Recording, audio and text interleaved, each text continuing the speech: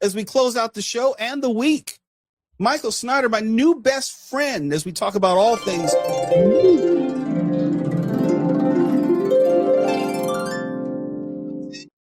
Movies, TV, nightlife. Man, I cover the waterfront. Hey, Kim, Albert, Remarkables, and Mr. Mo Kelly. It's always a bonus to get Mo Kelly on the stream. That said, it'll be nice to get Mark Thompson back in the middle of the holiday season, even though he pulled a Ted Cruz and took off for Mexico instead of dealing with the ongoing national emergency that's roiling the U.S. We will forgive you, Mark, and hope you're having a good time down south. Mo, I saw that clip of administration quizzling Kristi Noem lying and dodging culpability during the congressional hearing. I wonder how her family puts up with this embarrassment. I mean, even my garden gnome is disavowing her. I mean, no one wants anything to do with this woman at this point. You know, we haven't seen much from her husband because there's been growing speculation of some sort of illicit affair with Corey Lewandowski. Her family has been largely absent. That's something that I've noticed. Yeah, I agree with you. It's all pretty ridiculous in Washington, D.C. In fact, I just got word that Trump is trying to use the Alien Enemies Act to ban the latest Avatar sequel. Is that true? I'm not really sure about that. Well, we live in a time where everything seems so unbelievable, and it is believable, that it just might be true. Yeah, it's nuts. Well, speaking of the Avatar sequel, which is coming out next week, let's talk about movies. What do you say? Let's get into it. Okay. Written and directed by no less than James L. Brooks of Broadcast News, Terms of Endearment, and Simpsons fame, Ella McKay is a comedy with a purportedly feminist perspective concerning an earnest female lieutenant governor in a middle American state who's put in charge of the state when the governor is tapped for a cabinet position in D.C. And I got to say, it's a major disappointment, Ella McKay, considering all of the talent involved, especially the woman playing the title character, who is the charming and versatile Anglo-French actress Emma Mackey, who you may know from the Netflix series Sex Education, and she was Gustave Eiffel's the love of his life in the French biopic Eiffel. She speaks fluent English with a variety of accents. You wouldn't guess she is an American in here, and she also speaks fluent French. In any case, you also have a very starry group of supporting players. Jamie Lee Curtis plays Ella's caring aunt. Woody Harrelson is Ella's, I guess you'd call him a ne'er-do-well father. Rebecca Hall is Ella's mother. Jack Loudon from Slow Horses is Ella's questionable love interest.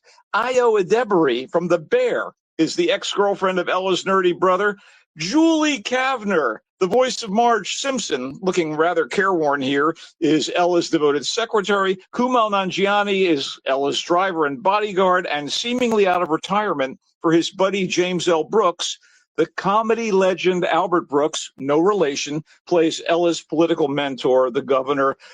I say this because, alas, Ella McKay is not funny or in any way astute about politics, family conflict. I don't buy the romance, and I don't buy the way they approach the challenges that women face when offered or pursuing power. The characters are kind of cardboard. They're thinly drawn or cliched, and none of the efforts of the actors can salvage the shortcomings of the script. And you know what? That's on James L. Brooks, who wrote this thing, and he still has things moving along at a jaunty clip as a director. But meanwhile, I mean, Rebecca Hall, Io Adebari, and Kumail Nanjiani are given so little to do, they could have actually been played by cardboard cutouts. Mackey, who manages to be appealing in an unappealing part, is almost the only actor here who rises above the material. It gives me no great joy to say this, especially since I was rooting for Mackey to get the sort of showcase she deserves. I wouldn't vote that you go see Ella McKay. Anyway, it's in theaters. Kim, I know this is the sort of movie that would appeal to you, but it just didn't cut the mustard, man. I'm going to trust you on it. Okay, now something that I adored, and despite the violence, I think, well, teenagers could get a kick out of it, and grown-ups too. That would be the Dust Bunny movie. And that's right, a movie called Dust Bunny. It is whimsical and visually dazzling, and I just ate it up like, like figgy pudding on Christmas Eve. Anyway, Aurora is an orphaned 10-year-old who is terrified by something lurking under her bed. So she does what most kids would do in this situation. She asks for help from her surly, secretive neighbor who just happens to be an accomplished hitman. This dark fantasy and adventure with assassins, government agents of questionable virtue. I mean, are there any other kind? Parents that might not have a child's best interest at heart, and the proverbial creature under the bed providing more than a touch of horror is just a trip. The cinematography is vivid with colors that pop and camera angles that are kind of thrilling.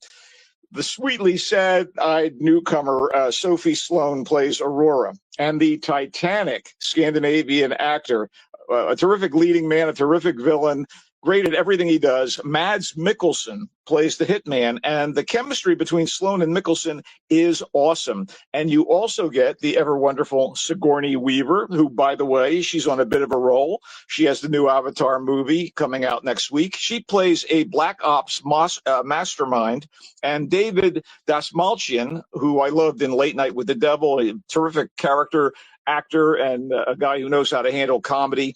He plays one of the main agents after the girl and the hitman for one reason or another. Amazingly, this is the first feature film from director and screenwriter Brian Fuller. This guy created Pushing Daisies, Hannibal, wherein he worked with Mads Mikkelsen, and Wonder Falls. He was the showrunner for the first season or two of American Gods. He was a writer on Star Trek Voyager, Star Trek Deep Space Nine, co-created Star Trek Discovery. He has made a lovely film for his debut as a feature film writer and director. By the way, there's music from Isabella Summers, who was the so-called Machine from Florence and the Machine. I really enjoyed Dust Bunny. It is in select theaters, and I think it's going to really play well at home. So, after Emma Mackey, gets screwed, you got this wonderful and delightful film in Dust Bunny. So moving on, let's get to Rosemead, which has a Los Angeles hook to it. Powerful and very, very painful. Rosemead is a drama based on real people and true events. This time set a few years ago in LA's San Gabriel Valley area. It features a tremendous and honestly soul-crushing performance from Lucy Liu, who convincingly plays against her glamorous but tough image. The Alhambra and Monterey Park townships of the San Gabriel Valley are home to a large Asian American population with a large contingent of Chinese immigrants and, not surprisingly, great dim sum restaurants. And this is the setting. Liu plays Taiwanese widow Irene, who suffers from extremely daunting health problems and is trying her best to support her psychologically troubled teenage son. And tragedy unfolds. The situation is brutally sad, but your heart goes out to Irene, the mom, and Joe, the kid, over and over again. Despite its female lead being in dire straits and its factual inspiration, it is definitely not what one would find on the Lifetime channel. Is there a Death Time channel? Maybe this would fit there. Anyway, Rosemead, which is directed by Eric Lin and written by Marilyn Fu, is what I would designate as difficult viewing. And that said, Liu is fantastic, and the movie as a whole is very well done. If you don't mind sometimes being shattered by what you see on screen, I recommend Rosemead. It is in select theaters. Let's move on to something a little different than Rosemead. I mean, honestly, this couldn't be more different. It's called Silent Night, Deadly Night, and it is a diverting, low-budget, and seriously gory remake of the 1984 Christmastime horror movie of the same name, wherein a serial killer dresses as Santa Claus to deliver the sort of present you never want to get. So this was okay for what it is, and apparently it's the latest in a long series of remakes of this idea, again, since the 1984 movie. And a young child is horrified at Christmas to see someone dressed in a Santa suit coming after him And I was completely blown away by what happens in this particular situation. The kid has to witness his parents dying at the hands of this horrible person in a Santa suit, and then kind of gets infected with whatever it is that drove this Santa to do the killings, and then spends the rest of his life seeking out people that deserve to be killed around Christmas time, even as an, what do you call those things, an advent calendar. Yes. For each day before Christmas that he takes somebody out. It's really pretty brutal, man. And, I mean, for what it was, I'll be honest with you, I was entertained, but it is not what we would call great filmmaking. I will point out something intriguing here. The female lead is played by Ruby Modine, daughter of Matthew Modine, most recently killing it, so to speak, as the villainous creep running the twisted government lab in Stranger Things. And she has a lot of charisma. It's intriguing to see her up there. Yet another legacy actress, but she does a good job in terms of what she's asked to do. And there are funny moments, written and directed by Mike P. Nelson, not to be confused with the guy from Mystery Science Theater 3000. Let's double back for a second. And I have another based on a true story movie, and this one is really good. And it's having what we would call an Oscar qualifying run in New York and Los Angeles this week, starting today, and it's called Dead Man's Wire. This is based on a true story, again, and directed by the estimable Gus Van Sant, and it concerns the 1977 Indianapolis kidnapping by a guy named Tony Kuritzis of his bank mortgager, Richard Hall, who is the president of the Meridian Mortgage Company. Kuritzis had fallen behind on mortgage payments for a piece of real estate, and the banker refused to extend his time for payment. So Kuritzis shows up at the bank and takes Hall hostage using a sawed-off shotgun that is wired with a, quote, dead man's wire, end quote, thus the title, from the trigger to Tony's own neck. And he then requested hostage money and an apology. This thing is driven forward by a seriously compelling performance by Bill Skarsgård, one of the Skarsgård acting clan. He's the guy who plays Pennywise in the current Stephen King It projects. And it also features Al Pacino as the banker's father, who is the power behind the bank, Coleman Domingo as a local radio personality that Kuritzis trusts, Dacker Montgomery as the Richard Hall guy, the banker, and Carrie Elwes as Detective Michael Grable. This has got a lean and mean script by Austin Kolodny. Skarsgård doesn't really look like the real Tony Kuritzis, but he's so good in the role that it doesn't matter. You know, here and there, this evoked the classic 1970s true life crime drama, Dog Day Afternoon. And I can't help thinking, I got a feeling this was willful, Mo, but it was smart on. You were saying? I was saying with Al Pacino, that was the first thing that came to mind of whether there was any certain subtle connection to Dog Day Afternoon. Yeah, I would say so. And it was smart on Van Zant's part. You know, there is a certain righteous anger on the part of Kuritzis that really strikes a chord in these economically turbulent times. You know, there's a few smug haves and so many have-nots. So it resonates, you know. Anyway, like I said, it's starting a brief Oscar qualifying run. It's in New York and Los Angeles this week, but it was very good.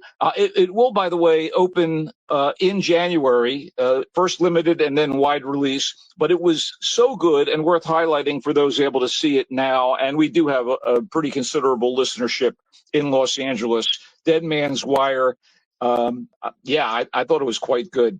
Let's wrap things up with One More Shot, which was primarily set at an upscale-ish house party in Australia on New Year's Eve 1999. So One More Shot is a very lightweight time loop rom-com that gets a bit rough here and there, but does benefit from the winsome Emily Browning in the lead, and you may recognize her from Lemony Snicket's A Series of Unfortunate Events or Sucker Punch.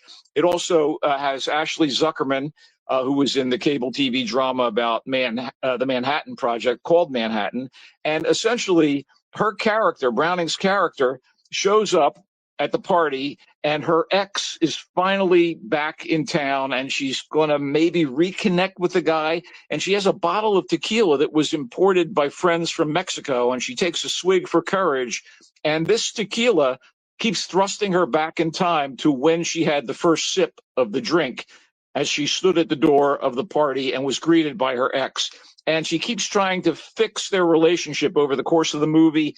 And, I enjoyed this film, and it was, kind of creative in a way. We're familiar with these time loop movies, and as comedies go, it's pretty decent. There's some kind of violent slapstick here and there, but I didn't think it was bad. One More Shot is streaming on the usual video on demand platforms, and I guess that wraps things up for the movies, Mo.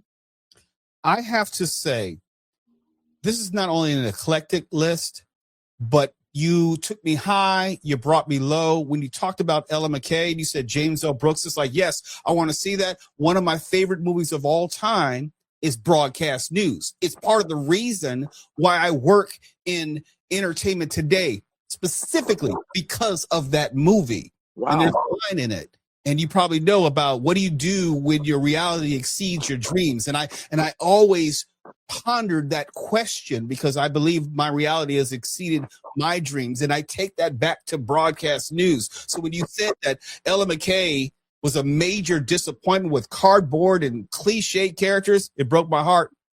Michael, it broke my heart. I'm sorry, dude. I did offer you some decent alternatives, though, did I not? Yes, you did. You talked about Dust Bunny, which was whimsical, visually dazzling, great cinematography. And you could have just started with Mads Mikkelsen, and I would have been there because whatever he's doing, especially if he's an anti-hero or a villain, it just works wonderfully for me. I think his best performance, correct me if I'm wrong, was maybe when he was in the Daniel Craig version of Casino Royale. He was great in that, but I got to also say so many of his films from his native land that he stars in are great. There's one where these guys drink constantly. He's done so much great work, but yeah, he was Le Chiffre in the Casino Royale with Daniel Craig. He's a great Bond villain, man. Great Bond villain. And you also talked about Rosemead, which is you characterized as powerful and painful, starring Lucy Liu, who you said gave a soul-crushing performance. Now, for me, it may not be the right material for this holiday season. Oh, no, it is not for the holidays. But it might be something I'll pick up later on in January because Lucy Liu has always been a fantastic actress. I thought that a lot of things that she was in, the subject matter was beneath her level of talent, but this seems to rise to that level, you're telling me. I have to tell you, I live in California, so I do interact with a lot of people from that culture and community, and she plays a certain type of older woman, and she nails it, man. And again, like I said, this is absolutely playing against her glamorous image, but she is terrific in Rosemead.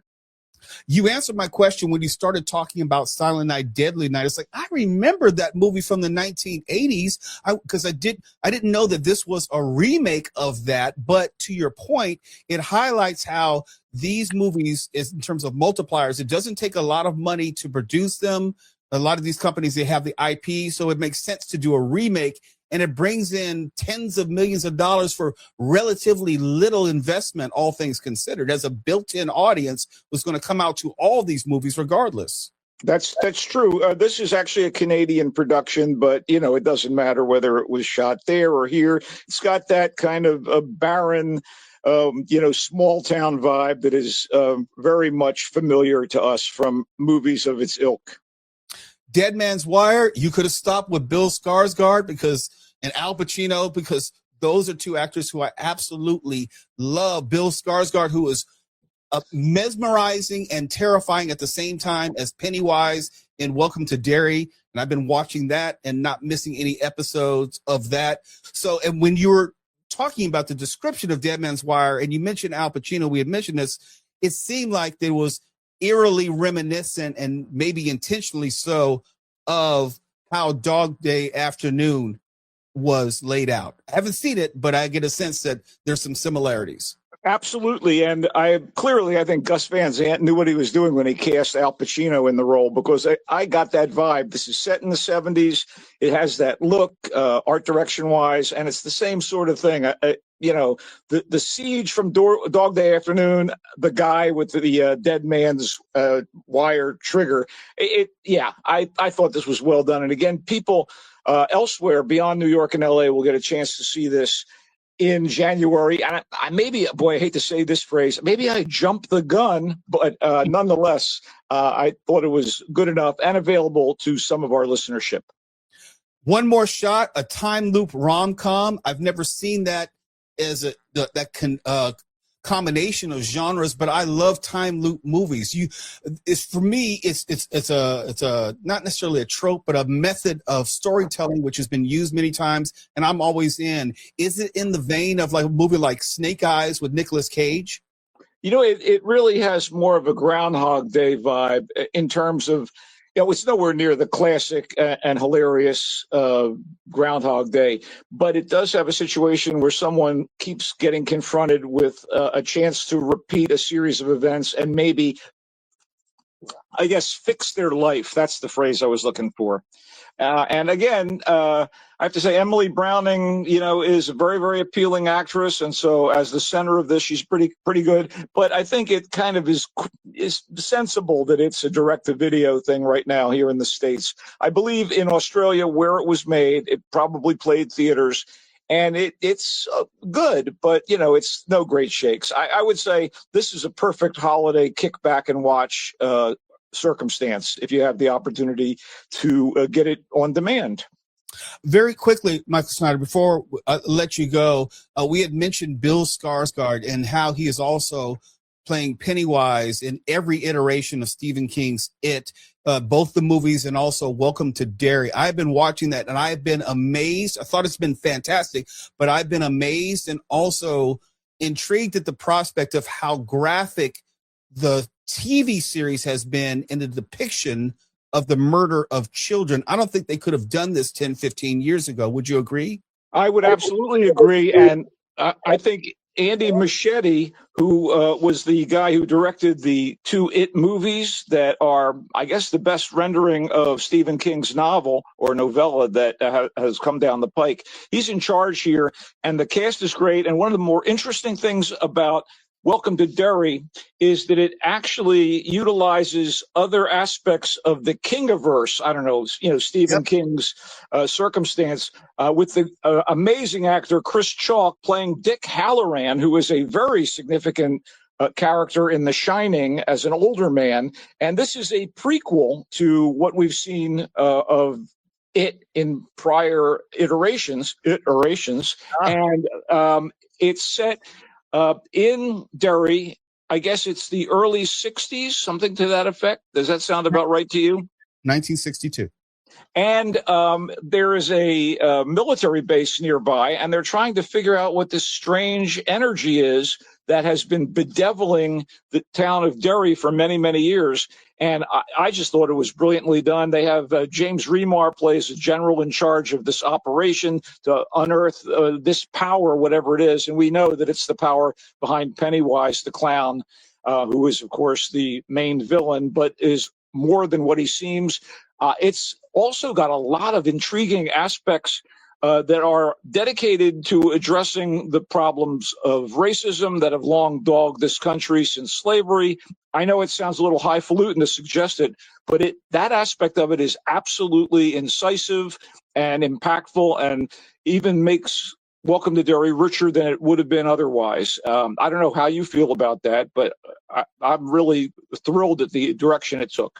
I agree, and it's not gratuitous. It explains a lot of things which happen in America, or it offers an explanation and a justification, and you get to look at, because it runs parallel to actual events in America.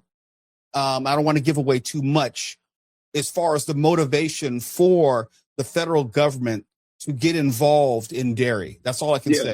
It's very organic, and addressing the racial divide is very organic, and amazing performances by the kid actors that they found for this thing, and also the grown-ups, some of whom like Bill Skarsgård are on a bit of a roll. And if you wonder, is this guy versatile? Just check out Dead Man's Wire to see how radically different Skarsgård can be from his performance and his chilling career-defining performance as Pennywise the Clown. Michael Snyder, I'm sorry that we can't do this every single week, because I thoroughly enjoy this. And your appreciation of cinema seems to be very much in alignment with mine, so it makes it all the more enjoyable. We may not do it again next week because Mark Thompson will be back on Monday, but I'll definitely be tuning in to listen what you have to say each and every week. Wow, that's a lot of pressure you're putting on me, Mo, but thank you for the kind words. And yeah, man, I feel like we could meet somewhere at a cafe and talk for hours about film and TV. It's always a pleasure, Mo. You're a hell of a broadcaster, and I really appreciate the work you do. For those of you in Los Angeles who want to catch up with my various endeavors, I'll be at Think Space Gallery tomorrow night and going out dancing tomorrow evening at the Panther Club, Club TG in the Atwater Village. Old soul and rock and roll. It's the best, man. And we'll see you next week.